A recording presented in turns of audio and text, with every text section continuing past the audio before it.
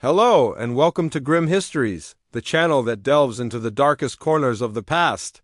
I'm your host, and tonight we're plunging into a royal mystery so chilling, so baffling, it's haunted history for centuries. Don't forget to subscribe and hit that notification bell you won't want to miss a single episode of this spine-tingling tale. Imagine, if you will, the year 1483, England. A land scarred by the brutal wars of the Roses is still licking its wounds. On the throne, a boy, King Edward V, barely 12 years old. Beside him, his younger brother Richard, a mere 9 summers old, and captivated the imaginations of millions for over 5 centuries. The Tower of London, a fortress built to withstand sieges and imprison enemies, became their gilded cage, a prison from which they would never escape. The next vanished, their voices, their laughter, their very presence erased from the historical record, replaced by a chilling void. Or did something far more sinister occur? The evidence is scant, the accounts conflicting, leaving us with a mystery wrapped in an enigma, shrouded in the mists of time. The fate of the princes in the tower remains one of history's most enduring enigmas, a dark stain on the tapestry of medieval England, a chilling tale, wouldn't you agree? 2 princes, heirs to the throne, the future of a nation resting on their slender shoulders, or so it seemed. In the next part, we'll delve into the treacherous world of medieval politics, exploring the tangled family tree, the bitter rivalries, and the insatiable hunger for power that may have led to the prince's tragic end. His uncle, Richard, Duke of Gloucester, was appointed protector of the realm, a seemingly natural choice. But Richard, a man known for his ambition, his cunning, and his, let's just say, unconventional methods, had other plans. Because these 2 boys, these symbols of hope, vanished, poof, gone, like wisps of smoke in a medieval wind, locked away in the Tower of London, ostensibly for their own protection, they were then never seen again. Can you believe it? 2 royal heirs swallowed by the cold, gray stone walls of the tower, leaving behind only whispers, rumors, and a legacy of unanswered questions. What happened to the princes in the tower? That, my friends, is the question that has chilled the blood of historians. The story begins with the death of their father, Edward IV, a king whose reign was as turbulent as the era itself. Edward IV, a man of considerable charm and even greater ruthlessness, had left a kingdom fractured and a succession fraught with uncertainty. His death plunged England into a maelstrom of intrigue and ambition. His young son, Edward V, was crowned, a mere child thrust onto the throne in the midst of a storm. The boys were summoned to London. Their journey to the Tower, initially presented as a precautionary measure, took on an ominous air, and then silence. A silence that echoes down the corridors of time. One day they were there, the young princes, symbols of a fragile peace. What happened within those ancient walls? Did they fall victim to a plot hatched in the shadows of the court? Was there a secret escape, a daring rescue? The Tower of London, a monument to power, a symbol of royal authority, now stands as a silent testament to a great unsolved mystery. But this is only the beginning. In the next part, we'll delve into the treacherous world of medieval politics, exploring the tangled family tree, the bitter rivalries, and the insatiable hunger for power that may have led to the prince's tragic end. So we've established the mystery. 2 young princes vanished from the Tower of London, leaving behind only whispers and unanswered questions. But to truly understand the chilling enigma of the princes in the tower, we need to delve into the tangled, thorny thicket of their family tree, a family tree dripping with ambition, betrayal, and enough bloodshed to stain the very soil of England. Imagine, if you will, the year 1483, the Wars of the Roses, that brutal, decades-long struggle for the English crown between the houses of York and Lancaster, is supposedly over. Richard III, as he would become, was a formidable figure, a seasoned warrior, cunning and ruthless. He was also, let's not forget, Edward IV's uncle, and suddenly he's next in line, or is he? Edward IV, a Yorkist king, sits upon the throne, a man known for his charm, his ruthlessness, and his Richard III's actions after Edward IV's death, his swift movements, his decisive actions, his seizing of the young king, all fueled the flames of doubt. Was this a man acting to protect the realm or a man seizing his opportunity? The question hangs heavy in the air, a shadow over the history of England. It's a question that even today, centuries later, continues to chill us to the bone. Some claimed it was invalid, rendering his children illegitimate. The very foundations of the Tudor dynasty were built upon this murky foundation, a foundation built on the disappearance of two young boys. Or was he a victim of circumstance, a man unfairly blamed for events far beyond his control? The answer, like the fate of the princes themselves, remains shrouded in the mists of time, a haunting mystery that continues to captivate and terrify. The consequences of their vanishing act reverberated through history, shaping England's destiny in ways that are still felt today. This wasn't just idle gossip. It was a potent weapon in the brutal game of power. If Edward's children weren't true heirs, then Richard, the Duke of Gloucester, had a very strong claim to the throne. Suddenly, the whispers surrounding Edward V and his younger brother, Richard of Shrewsbury, the Duke of York, weren't just about their disappearance. They were about their very right to exist as royal heirs. Questionable marital history. His wife, Elizabeth Woodville, a woman of considerable political ambition, had brought him a substantial dowry, but her family connections also created a web of enemies. And this, my friends, is where things get truly interesting. Edward IV's death leaves his young son, Edward V, as the heir apparent. A child king. Can you imagine the chaos, the power vacuum? The vultures circling, smelling blood? Enter Richard of Gloucester, the king's brother, the Duke of Gloucester, a man shrouded in a chilling aura, even in his own time.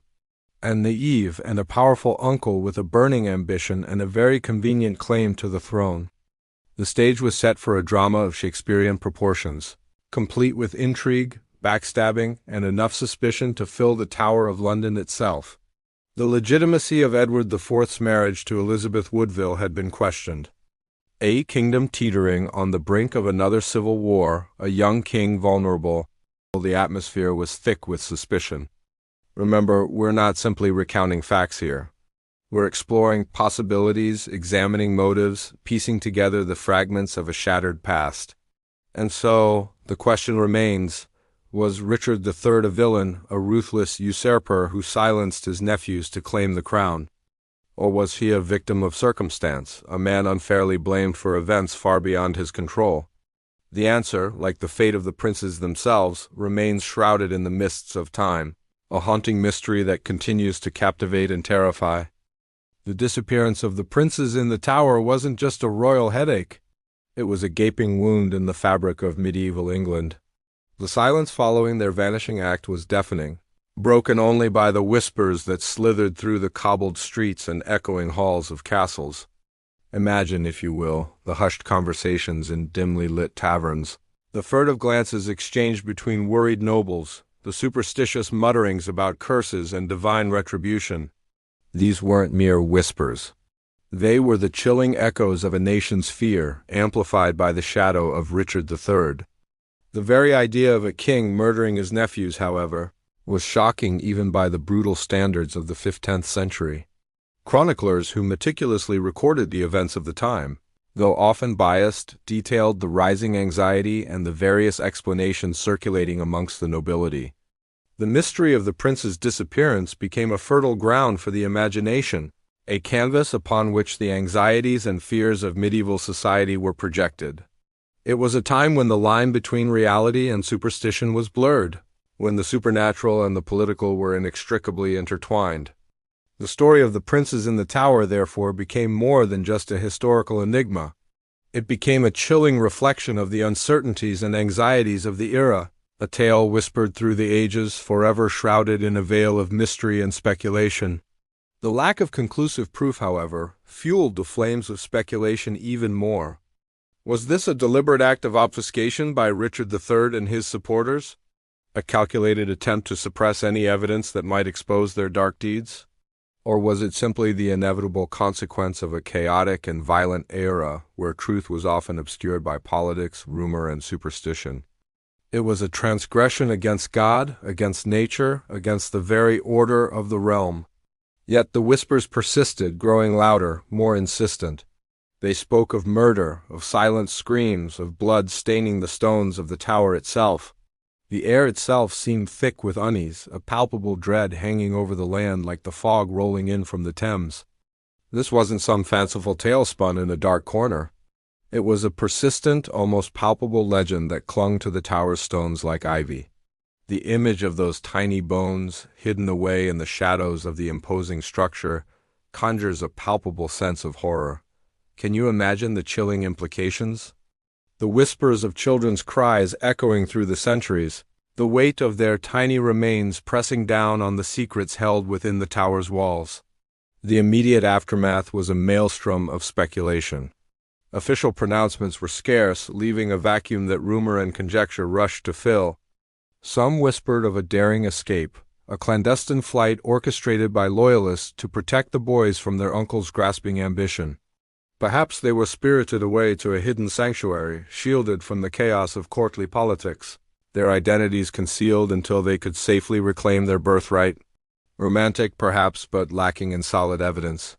These hopeful whispers, however, were quickly drowned out by a far more sinister tide. The darker theories, far more prevalent, painted a grimmer picture. One particularly chilling rumor involved a gruesome discovery: the alleged finding of 2 small skeletons buried beneath the stairs of the tower. These weren't just whispers from the common folk either. The absence of concrete evidence allowed the rumors to fester and grow. The lack of definitive answers, the absence of irrefutable proof, only served to deepen the mystery, transforming the prince's disappearance into an enduring legend, a story that continues to send shivers down our spines centuries later. So, we've explored the whispers, the rumors, the sheer, terrifying void left by the disappearance of the princes in the tower. We've painted a picture of a fractured kingdom, a chaotic court, and 2 innocent boys caught in the crosshairs of ambition. But the question remains, the shadow that looms largest over this chilling tale: was Richard III, the usurper king, truly guilty of their demise? Their elimination removed Edward V, the rightful heir, and paved the way for Richard's coronation. This, however, is hardly proof of murder. Many a king throughout history has had inconvenient relatives. Removed, the absence of proof is not, in itself, proof of innocence. But it does raise questions. Henry VII, after all, seized the throne, and a villainous Richard made for a convenient justification. The subsequent propaganda campaign effectively cemented Richard's image as the ultimate villain, a monster who murdered his nephews for the crown. Was this a calculated smear campaign to stabilize a newly claimed throne? We can't dismiss that possibility. The historical record, as always, is a battlefield of conflicting accounts. Later DNA testing in 2012, however, suggested that one of the skeletons was indeed a young boy of the right age, but the other remains inconclusive. The mystery, even with the possibility of physical evidence, remains tantalizingly unsolved. The question of guilt, of innocence, still lingers in the shadows of history. Was Richard III the monster history has painted him to be, or was he a victim of the most successful smear campaign in history? The answer, it seems, is lost to the mists of time, a chilling testament to the enduring power of secrets and the enduring mystery of the princes in the tower. Some claim to have witnessed the princes being murdered, though these accounts often lack consistency and are riddled with the embellishments of time and storytelling. Others suggest a more sinister plot, a secret imprisonment, perhaps a slow poisoning, a subtle ending designed to avoid a bloody confrontation.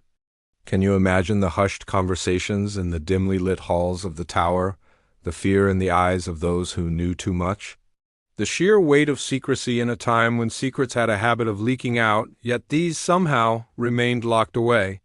Richard III, painted by Tudor propaganda as a hunchbacked, villainous fiend, has long been the prime suspect. But was this a carefully constructed narrative, designed to legitimize Henry VII's claim to the throne? Let's delve into the evidence, if we can even call it that, against the infamous King Richard. If he was indeed guilty of regicide, why did he not consolidate his power more effectively? Why did he leave such a trail of loose ends, of unanswered questions that would haunt his legacy for centuries? Did he underestimate the power of whispers and rumors? Did he overestimate his own ability to control the narrative of history?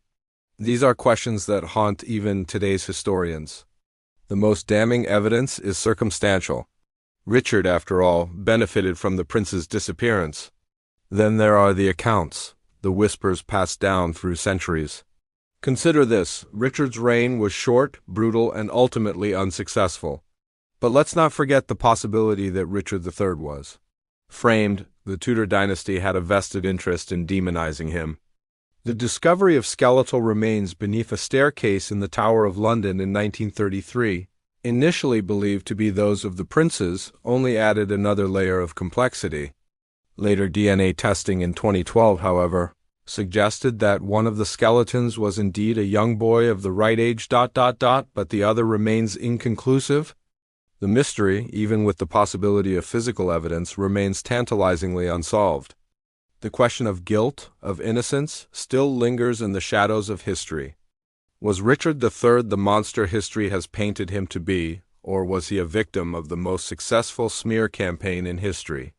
The answer, it seems, is lost to the mists of time, a chilling testament to the enduring power of secrets and the enduring mystery of the princes in the tower. So, we've journeyed through centuries of whispers, accusations, and half-truths. We've plumbed the murky depths of medieval politics, explored the chilling possibilities of royal murder, and even considered the less gruesome idea of a secret escape.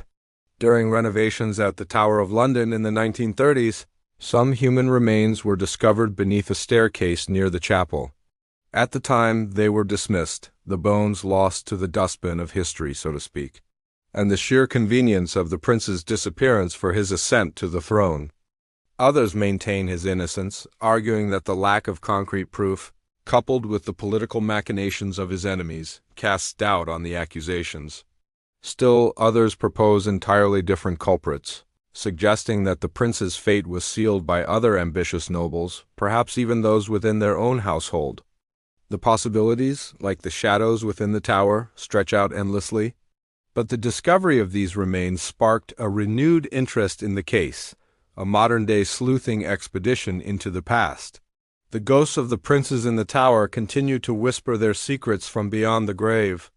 Their story is a testament to the enduring power of unsolved mysteries, a chilling reminder that even in the annals of history some questions remain unanswered, some truths forever buried beneath the weight of time and the tangled threads of ambition. The case of the princes in the tower is not just a historical enigma. It's a cautionary tale, a testament to the enduring power of secrets, and a chilling reminder of the shadows that lurk even in the most gilded of cages. Did Richard III do it? Did someone else? Or did these two young princes somehow escape their gilded cage? The question remains, a haunting melody echoing through the centuries. But even with all that, the case of the princes in the tower remains unsolved. And armed with modern scientific techniques, unearthed what they believed to be the resting place of the two princes. The bones, painstakingly excavated and meticulously analyzed, were subjected to rigorous DNA testing. The results? Well, let's just say they were inconclusive. While the bones were determined to be those of two young boys, of approximately the right age, the definitive link to Edward V and his brother Richard remained frustratingly elusive. The DNA analysis, while advanced, couldn't definitively confirm their identities beyond a reasonable doubt. Was this the final piece of the puzzle, or just another brick in the wall of this enduring mystery? Can you believe it? After all this time, the mystery persists, a chilling echo in the halls of history. The story, however, doesn't end with Richard III's demise on Bosworth Field. Oh no. The ghostly whispers of the princes continue to haunt the Tower of London and the collective imagination of the world. For centuries, the legend fueled speculation, inspiring plays, novels, and countless theories. It became a cautionary tale, a grim reminder of the fragility of power and the brutal realities of medieval life. Think of it, the ghosts of two innocent boys, forever trapped in the shadow of a crown. Chilling, isn't it? Then, in the late 20th century, a glimmer of hope, or perhaps just another twist in the already convoluted tale emerged. Fast forward to 2012, a team of archaeologists, Driven by a thirst for answers, this lack of conclusive evidence fuels the ongoing debate. Some historians remain convinced of Richard III's guilt, pointing to the circumstantial evidence, his suspicious actions, and so the mystery endures. The ghosts of the princes in the tower continue to whisper their secrets from beyond the grave. Their story is a testament to the enduring power of unsolved mysteries, a chilling reminder that even in the annals of history, some questions remain unanswered, some truths forever buried beneath the weight of time and the tangled threads of ambition. The case of the princes in the tower is not just a historical enigma. It's a cautionary tale, a testament to the enduring power of secrets, and a chilling reminder of the shadows that lurk even in the most gilded of cages. Did Richard III do it? Did someone else? Or did these two young princes somehow escape their gilded cage? The question remains, a haunting melody echoing through the centuries. So, there we have it. We've journeyed through the bizarre tale of the singing mummies, the accidental invention of the potato chip, a cat elected mayor, and a town built on a giant sentient mushroom. While we chuckled at the absurdity of a feline politician, we also touched upon the darker aspects of human history, the biases, the inequalities, the often cruel and arbitrary nature of power. Understanding these events requires us to step outside our own limited viewpoints and consider the experiences of those who lived through them. To truly grasp history, we must grapple with its complexities, acknowledge its inconsistencies, and listen to the voices often silenced. Only then can we begin to build a more accurate, and perhaps less absurd, understanding of the world around us. Let's be honest, history isn't always pretty, sensible, or even remotely believable. We've encountered absurd coincidences, inexplicable events, and the sheer, unadulterated weirdness of human history. Remember the competitive cheese rolling? The spontaneous combustion of nuns? These are not isolated incidents. They're a testament to the unpredictable, chaotic, and often utterly ridiculous nature of the past. The grimmer side of this journey, however, reminds us of the importance of perspective. What truly defines the strangest moment in history? Is it the event itself, or our subjective interpretation of it, colored by our own experiences and biases? What stories, hidden in the corners of history, do you think are waiting to be unearthed? Leave a comment below with your thoughts on this bizarre historical journey. Like this video if you found it interesting, and subscribe to the channel to join us as we explore more of history's hidden corners and unexpected twists.